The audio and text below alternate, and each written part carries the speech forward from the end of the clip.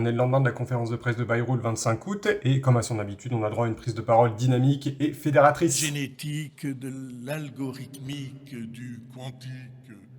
Malgré une introduction qu'il annonçait avec des clarifications, il s'est juste enfermé dans ses propositions, qu'il a rabâchées comme étant la seule et unique solution pour sauver l'économie, et il balaye au passage l'idée que d'autres propositions seraient acceptables ou sensées. J'ai demandé au président de la République, qu'il a accepté, de convoquer le Parlement en session extraordinaire le lundi 8 septembre, dans 15 jours. J'engagerai ce jour-là la responsabilité du gouvernement sur une déclaration de politique générale conformément à l'article 49, alinéa 1er de notre Constitution.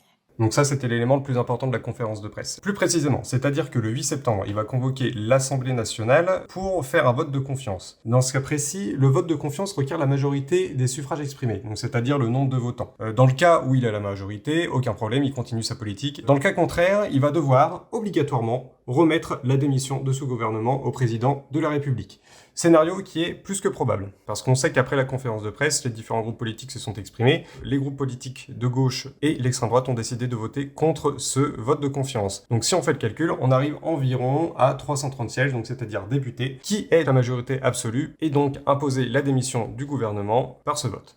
Et la suite, c'est quoi? Bon, on est quasi sûr que M. Bayrou ne sera plus Premier ministre d'ici le 8 septembre. C'est-à-dire qu'un nouveau gouvernement sera promulgué, qui sera très probablement d'opposition, donc soit de bloc de gauche, soit d'extrême droite, ou alors on aura droit, encore une fois, à une dissolution de l'Assemblée nationale. Le risque d'Emmanuel Macron sur cette dissolution, c'est surtout de voir son bloc central complètement s'effacer, au détriment notamment d'une extrême droite qui sera de plus en plus représentée. Que les Français auront conscience, prendront conscience de la gravité de la situation. J'ai la conviction qu'ils accepteront de participer à l'effort pourvu que l'effort soit juste. Alors effectivement, ne fermons pas les yeux sur la situation économique qui est quand même vachement délicate, mais c'est pas en prenant une direction austéritaire pour les Français que l'on peut qualifier un effort de juste. Parce que c'est à cause de ces décisions que l'avenir proche se fera sans M. Bayrou et sans sa politique.